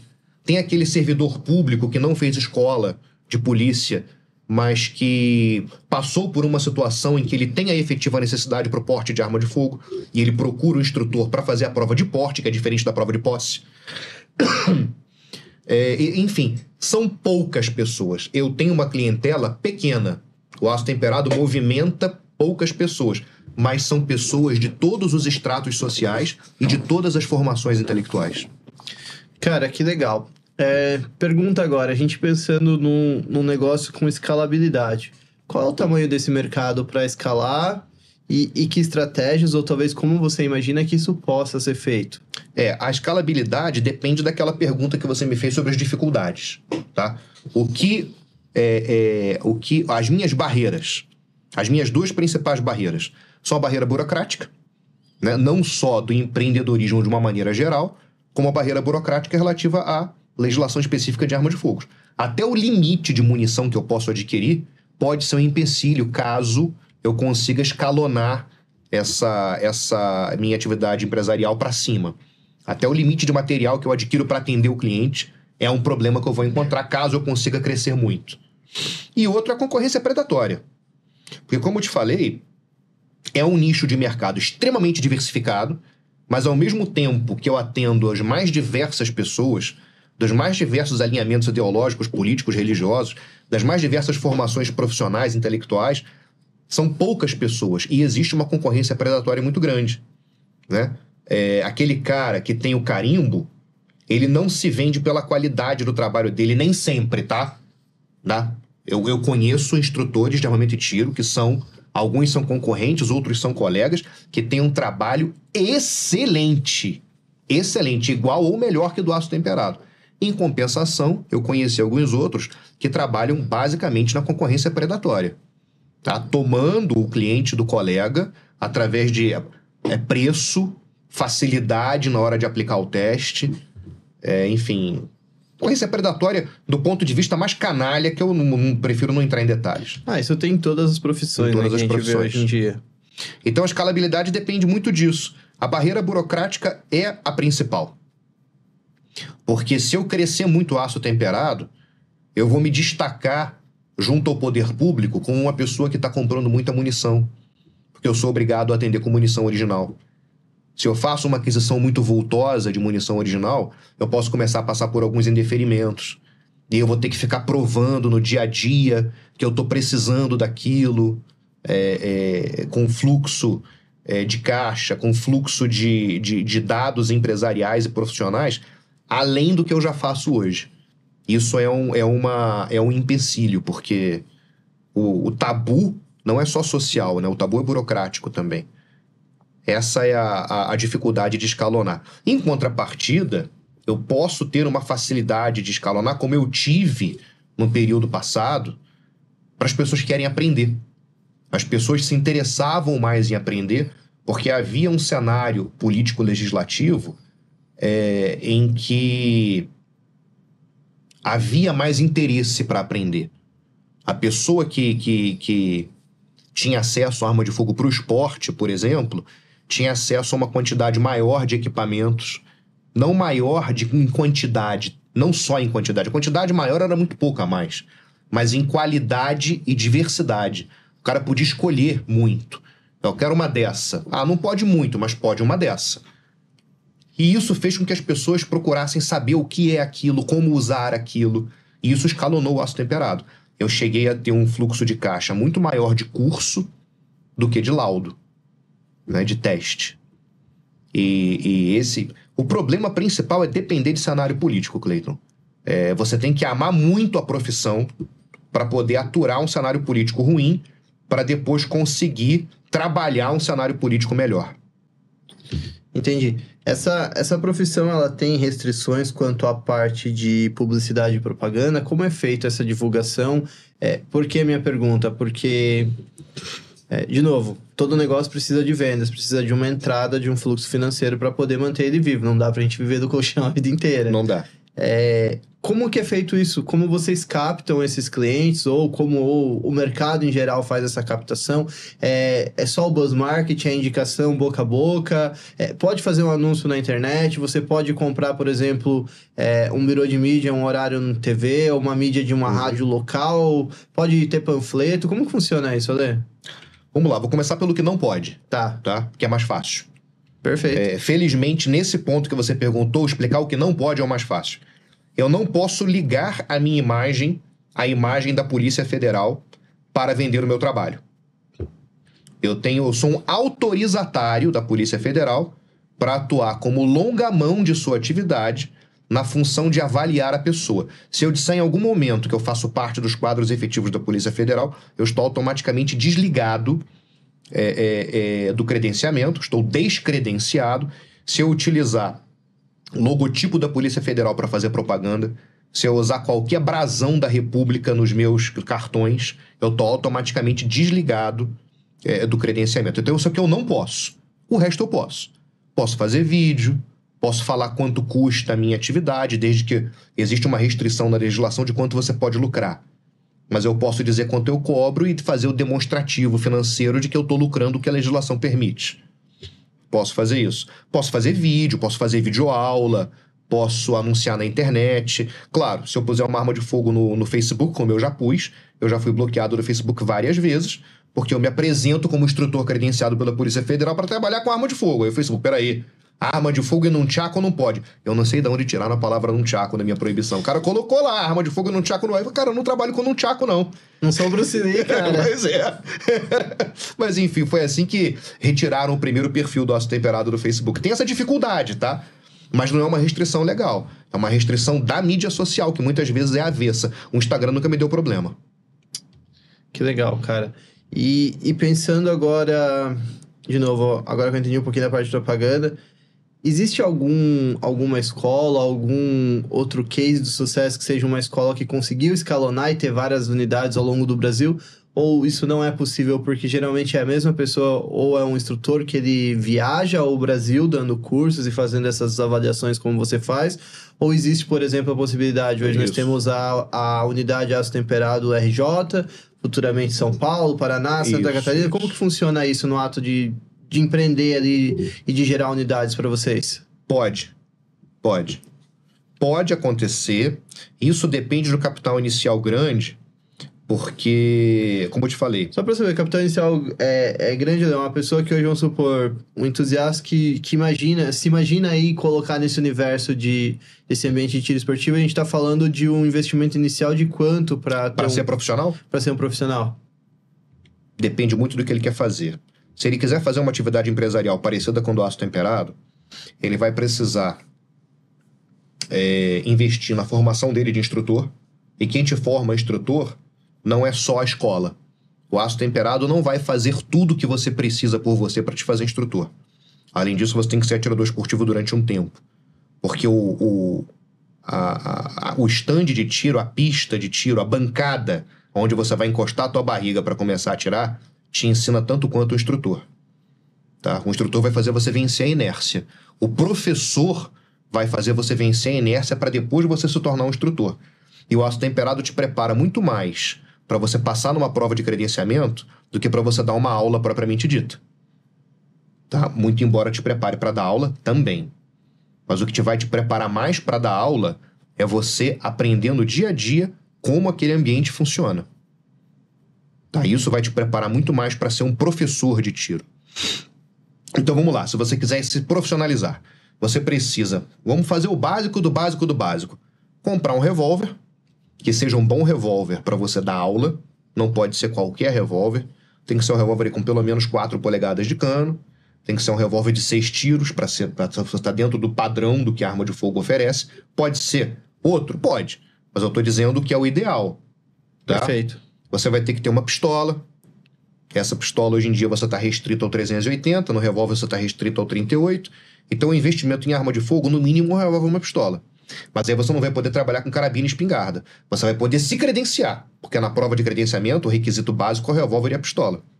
Só que você vai trabalhar com metade do que você pode trabalhar. Então, você pode pensar revólver, pistola, carabina e espingarda. Qual carabina? Pelo menos 2, uma semiautomática e uma de repetição. A espingarda pode ser só uma de repetição. Então eu tô falando inicialmente de 6 armas. Tá? Inicialmente de 6 armas. Para se credenciar, 2. Até porque você não vai conseguir ter mais do que 2. Depois de credenciado, aí você pode ter até 10, de acordo com a Instrução Normativa 111, para você poder ampliar, escalonar a sua atividade profissional. Então você já começa com investimento inicial alto, porque a arma no Brasil não é barato. Tá? Vamos chutar baixo, R$7.000 cada uma. Começa em R$14.000, mais as despesas burocráticas. Vamos chutar baixo de novo? Gastou mais R$1.000 de despesas burocráticas. Entre certidões, GRU, vai e vem e tal, etc e tal. O curso de armamento e tiro, o Aço Temperado já teve cursos semipresenciais de R$6.500 e já teve cursos totalmente presenciais de R$9.500. O preço está um pouco defasado. Vamos pensar hoje que uma formação de instrutor de armamento e tiro, a concorrência também fez baixar o preço, mais R$9.000. Quer dizer, o cara já começa com 14, mais 23, 15, com mais 9, 24. R$24.000. Isso só para ele se credenciar. Agora, a gente não está falando disso. A gente está falando de atividade empresarial. Atividade empresarial e escalonando para você ter um aço temperado, por exemplo, no Rio e em Niterói. E aí eu te pergunto, na sua pergunta, você quer um aço temperado que seja clube de tiro e tenha estrutura física própria, ou você quer um aço temperado que trabalhe como eu trabalho, alugando espaço para atender? Muito melhor você alugar o espaço, porque eu acredito que você vai reduzir o custo significativamente, ou não? Reduz o custo significativamente, mas na mesma proporção reduz o lucro. E o que você... A vantagem da redução do custo é a redução do compliance. Eu não quero ter esse custo muito mais em compliance do que em dinheiro. Entende o que eu digo? Sim. O compliance do clube de tiro é algo realmente fustigante. Você fica com todos os holofotes em cima de você, inclusive os holofotes da mídia, não só os holofotes do poder público, e você manter um clube de tiro ativo é algo que, como a gente diz na nossa atividade, é a mesma coisa que você ter a sua bunda na janela numa guerra de mamona. De qualquer lugar pode vir uma mamonada injusta e machucar teu bumbum. Então o compliance do clube de tiro é algo que te tira do seu dia a dia de poder dar aula até. Agora, dá mais dinheiro, você ter a sua estrutura, dá. O dinheiro aumenta exponencialmente, o risco aumenta exponencialmente e o compliance aumenta muito mais ainda. Se é que a gente pode falar que dentro de aumentos exponenciais um pode ser maior do que o outro, se puder, o compliance aumenta muito mais. Tá? Então, quer ganhar mais dinheiro com a atividade de dar aula de tiro, de formar instrutor, é ter o próprio clube. Agora, é muito mais fácil você quebrar, é muito mais fácil acontecer alguma coisa que da noite pro dia te torne um criminoso. Porque a gente vive num país em que a segurança jurídica é algo muito complicado, principalmente nesse meio político ideológico. Então, da noite pro dia, você pode dormir um feliz proprietário de clube de tiro, numa feliz atividade empresarial e acordar criminoso. Pode acontecer. Porque a legislação mudou um pouquinho e nesse ponto ela pode até retroagir, que é um princípio básico de direito penal. A legislação não pode retroagir para prejudicar. Mas o STF já interpretou, dizendo que qualquer interpretação relativa à arma de fogo deve ser restritiva. E é uma exceção. Qual é a regra, né? Que a gente aprende em interpretação de leis, que era até a matéria que eu lecionava na UF, lá, de 2009 a 2015. Se o legislador não restringiu na norma, não cabe ao intérprete restringir. Se a norma não é restrita, o intérprete não pode trazer essa restrição que a norma não trouxe. Né? O STF, quando julgou a ADI de 2021, a respeito do decreto de armas de fogo da época, disse o contrário. A regra geral é, se a norma não restringe, quem está interpretando não pode trazer uma restrição. Mas, quando o assunto é arma de fogo, se a norma não restringe, quem está interpretando pode restringir à vontade e essa restrição passa a valer. Então você pode dormir um feliz proprietário de clube de tiro, cumpridor de todas as leis e acordar criminoso. Entendeu o que eu digo quando eu falo a palavra compliance? As pessoas podem falar, tá falando um tecnicismo de advogado empresarial. Que parada é essa de compliance? Cleiton, explica aí o que é compliance. No meu caso, eu tô dizendo, compliance é um martelo que pode bater na minha cabeça a qualquer momento. Só pra vocês entenderem, o compliance que ele tá falando não é o compliance de empresa de, por exemplo, eu fechar um serviço com algum membro da família sem que a empresa saiba para gerar algum benefício. Vai um pouquinho mais além disso, de fiscalizarem aonde foi comprado ou para quem foi vendido algum tipo de equipamento dentro da empresa. Que geralmente as pessoas adiam o compliance é isso. Contratação, uma indicação, alguma coisa. Acho que essa é uma das possibilidades do compliance que ele está falando. Uma das possibilidades. É de fato esse compliance é a forma como você vai ser exposto e você estar sujeito, acho que o exemplo que ele deu fica muito claro. Dormir um cidadão de bem e acordar um criminoso. Hoje, um dono de clube de tiro pode dormir um cidadão de bem e acordar um criminoso. Nós vivemos um cenário político ideológico muito pouco favorável. Não que ele tenha sido muito bom, não, tá, Cleiton? Muita gente propagandeia. Foi muito bom, foi maravilhoso. Não, não foi, nunca foi. Maravilhoso nunca foi. Transformou-se em algo possível e hoje está voltando para a impossibilidade jurídica. Ale, falando de rejuvenescimento de target, que também é claro, para garantir esse LTV, que é o período que o cliente vai passar consumindo com você, qual a idade que você julga aí para o pessoal que a pessoa já pode iniciar a ter um contato com arma para ter o contato com esse instrutor? Porque, de novo, o contato com uma pessoa habilitada e qualificada, além de ser seguro, ele vai garantir que a pessoa entenda desde o início qual é a forma correta de utilizar e provavelmente vai restringir que ela cometa algum erro futuramente. Existe uma recomendação hoje em dia? Como é isso? Eu vou te responder com outra pergunta. Você quer que eu te responda do ponto de vista da legislação vigente hoje ou dentro do que seria filosoficamente adequado para o esporte, ou que as duas respostas? As duas respostas, para que cada um tome a sua verdade. Vamos lá. Filosoficamente adequado dentro do esporte do tiro, dentro do tiro desportivo, a menor idade possível, como em qualquer esporte, desde que a pessoa entenda que o esporte não é só uma brincadeira. Ele pode também vir a ser uma brincadeira depois que a pessoa entenda o respeito que ele merece como esporte, tá? Então, se aquela criança de 8 anos de idade, de 6 anos de idade, entende que o tiro esportivo não é só uma brincadeira, que é uma atividade esportiva que merece o respeito que o seu corpo deve ter, que o corpo do colega deve ter, porque pode causar um ferimento, essa criança já pode praticar o esporte. Da mesma forma que essa criança já pode andar de skate. Porque ela entendeu que o skate não é só um brinquedo. O skate é um elemento para se praticar um esporte hoje que olímpico.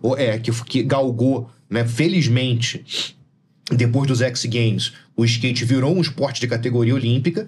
E se a criança entende que dar uma skateada na cara de outra criança é errado, se a criança entende que jogar o skate em cima de outra criança é errado, se a criança entende que determinados saltos que ela vai fazer sem estar adequadamente treinada, ela pode se machucar, ela já pode praticar o esporte chamado skate. Skatismo. Da mesma forma, a criança que já entende os riscos e entende a seriedade do esporte do tiro, e ela tem capacidade física de manobrar uma arma de fogo, ela já pode praticar esse esporte. Ela tem que entender que não é só uma brincadeira. Ela tem que entender que pode também vir a ser uma brincadeira depois daquilo ser respeitado com a dignidade que um esporte merece ser respeitado. E aí sim você pode chegar na brincadeira. Hoje no Brasil não mais. O tiro recreativo é proibido. Tá? Pela primeira vez na história do Brasil, o tiro recreativo foi proibido. Nenhum atirador pode mais praticar tiro recreativo. E é o único país no mundo em que existe tiro esportivo e o tiro recreativo é proibido. Tá, mas eu não estou respondendo do ponto de vista da legislação. Eu estou respondendo dentro do ponto de vista da filosofia do esporte. E por que quanto antes melhor? Pelo mesmo motivo que qualquer esporte, quanto mais cedo você começa a praticar, melhor. Como é que você descobre um talento no judô? Não é logo assim que a criança começa a ficar em pé e entende que o judô é um esporte e que merece ser respeitado com toda e plena dignidade do esporte, e entende que ele está aprendendo judô não é para brigar na rua. Não é a primeira coisa que o aluninho de judô fala quando chega em casa? Papai, o sensei disse que judô não é pra brigar na rua. O sensei disse que judô pode machucar o coleguinha. O judô deixou de ser divertido? Não. Continua sendo uma atividade esportiva, continua sendo uma atividade recreativa e é respeitado por aquela criança com a dignidade que o esporte merece, e é assim que você descobre um talento. aos 5 anos de idade, aos 6 anos de idade, quando aquela criança dá os seus primeiros rolamentos, os seus primeiros vazares, os seus primeiros cocais, os seus primeiros ipons, e assim você descobre um talento, né? Essa é a melhor idade para começar no tiro. Quanto antes, melhor, desde que você tenha capacidade mental e física para utilizar aquele equipamento. Tá? Ah, na média, Alexandre, fala aí. Vou chutar, 12 anos. Cara, é bom porque, de novo, talvez muitas pessoas que vão ter a oportunidade de assistir esse episódio, elas não tinham noção da profundidade de como é o assunto, como eu, assim, no pouco tempo que a gente teve aqui conversando, isso traz insights e traz algumas reflexões para você sobre o tema. É claro, aí a gente entra num contexto social, num contexto histórico, cultural do país para toda essa questão ligada a armas, desde esportiva ou dessa forma de divertimento, vamos colocar assim, para as pessoas.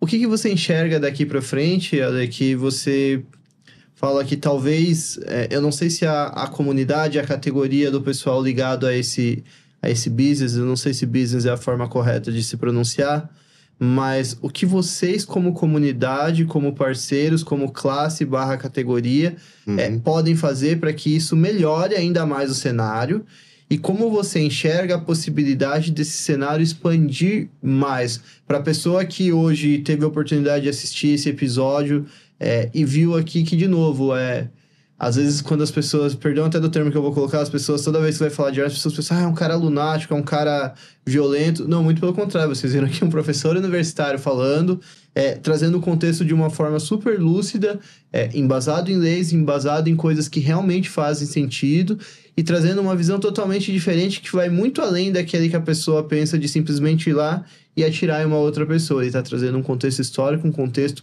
esportivo da categoria. E, de novo, faz muito sentido o que você falou, porque o atleta, o talento, a gente vai descobrir um judoca desde pequeno, a gente vai descobrir uma pessoa da natação desde pequena, e porque a pessoa do tiro não pode ser descoberta também no início da juventude da sua vida. É claro que hoje em dia, talvez, com o advento da tecnologia, a propagação dessas informações, as pessoas, de fato, elas vão ter mais acesso a esse tipo de conteúdo. E, por exemplo, familiares de pessoas ligadas a esse mercado que você tem, elas têm acesso, o incentivo e têm o acesso muito mais fácil a esse tipo de conhecimento. Então, o que você imagina que é necessário ou o que pode ser feito, parta de vocês ou talvez parta de governo, de alguém, de algum ponto de partida, para que, cara, seja visto com melhores olhos o esporte, ele tenha mais apoio, ele possa ganhar mais praticantes, e o mercado de vocês, ele de fato consiga expandir de novo. Por que eu falo expandir? Porque quando o mercado expande, ele gera riqueza. Gera riqueza, eu tô falando o quê, ô papai e mamãe?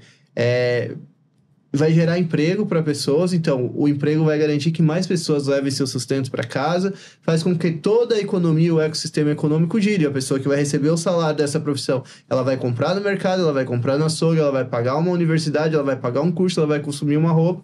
Então isso auxilia que todo esse ecossistema se movimente. O que você imagina, cara, que é necessário para isso? Eu vou começar respondendo a segunda parte da pergunta anterior. Perfeito. Que ela ficou sem resposta. Vamos lá.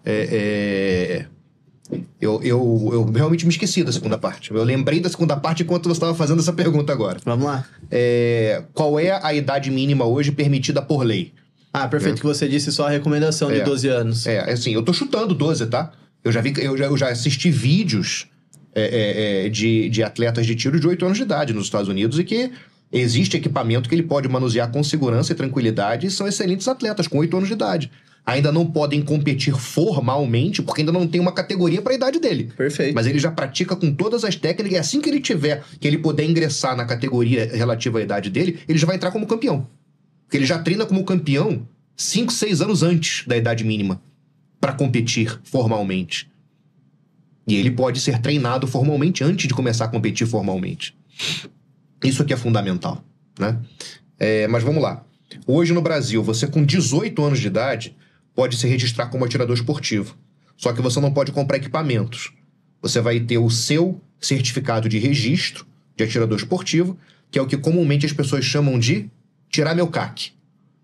Até quando me pergunta, Alexandre, quero tirar meu CAC. Vai tirar seu CAC da onde? Deixa seu CAC lá em paz. Vai perturbar seu CAC. Deixa o seu CAC. O que é CAC? Colecionador, atirador, caçador. Você só é CAC se você tem as 3 atividades apostiladas no seu certificado de registro. Senão você só é uma delas ou qualquer combinação dessas 3. Você pode ser só colecionador, só atirador, só caçador. Pode ser caçador e atirador, caçador e colecionador, atirador e colecionador. CAC mesmo, tem que ter as 3 atividades. Perfeito. Senão você não pode nem chamar o cara de CAC, porque você não completa as siglas. Né? Eu não tô falando aqui de CAC de verdade, aquele que atira não, tá? Isso é um preconceito babaca que surgiu lá em 2019 para diferenciar o CAC de verdade do CAC ocasional. Não tô falando disso, não. Tô falando disso, atirador esportivo, qualquer um registrado como atirador esportivo é atirador esportivo e acabou. Exercendo, indiferente da periodicidade que ele exerça isso. Ele é. Ele é atirador esportivo. É igual professor. Se ele der 2 aulas ou 20, ele é professor. Independente da competência dele como atleta, se ele é competente do ponto de vista de segurança e manuseio, ele pode ser um atleta pífio, medíocre. Se ele cumpre segurança e manuseio, ele é atirador esportivo e pode ser pro resto da vida. Por pior que seja o rendimento dele em prova de tiro. Perfeito. Se ele não descumpre segurança e manuseio, ele é atirador. Bom, não tô falando disso. Então ele com 18 anos, ele pode se registrar como atirador esportivo sem ter equipamento. O primeiro equipamento dele ele pode comprar só com 25 anos de idade. Então você imagina, antes dos 18, ele não pode nem encostar numa arma de fogo. Nem encostar. Ele só vai poder encostar na arma de fogo do pai dele, se o pai dele for atirador esportivo, depois dos 18 anos. E dos 18 aos 25 anos, ele não vai poder ter nenhum equipamento registrado no nome dele. Ele vai atirar com o equipamento do pai dele, que não é customizado para ele como atleta. Então ele vai ter o primeiro equipamento feito sob medida para o esporte dele com 25 anos de idade. Qual atleta de ponta você conhece que começou no esporte aos 25 anos de idade? Ninguém, porque Pois é. para você formar a cultura do atleta e para você formar essa cultura de alto desempenho, de alta performance, é desde cedo, porque, Pois é. de novo, assim como a gente tem na natação, que são milissegundos, no tiro a gente tem milímetros. Pois é. Então, assim, quanto tempo leva para conquistar cada milímetro de precisão que você vai adquirindo ao longo do tempo? Exatamente. Eu comecei com 16 anos de idade. Eu só fui campeão estadual uma vez. Porque eu comecei tarde. Talvez eu não tenha realmente a competência física e mental para se chegasse a ser... Eu jamais chegaria a ser um campeão brasileiro, um campeão sul-americano. Talvez. Mas eu não sei. Porque eu não comecei antes. Se eu começasse antes, eu poderia dizer, Cleiton, sou eu mesmo que sou um lixo genético. Aqui não tem condição de chegar. Agora eu vivo essa dúvida. Será que se eu começasse mais cedo, eu seria mais do que um campeão estadual? E mesmo assim, só fui numa modalidade, né? Entendi. E sobre o que eu perguntei, o que você acha que é necessário para fazer, quanto categoria, quanto empreendimento, para que Sim. isso seja visto de uma forma melhor e que ganhe mais praticantes? Por mais surpreendente que seja, Cleiton, a resposta é a mesma que você ouve para qualquer atividade empresarial. Liberdade de empreender. Se nós tivermos liberdade de empreender, nós vamos produzir campeões de tiro. Aos quilos, nós vamos produzir instrutores de armamento de tiro super competentes. Aos baldes. Porque eu mesmo, como eu te falei, fui campeão estadual uma vez. E eu já formei campeões brasileiros. Porque o que eu tenho para ensinar, eu não consigo reproduzir. Mas eu tenho isso para ensinar.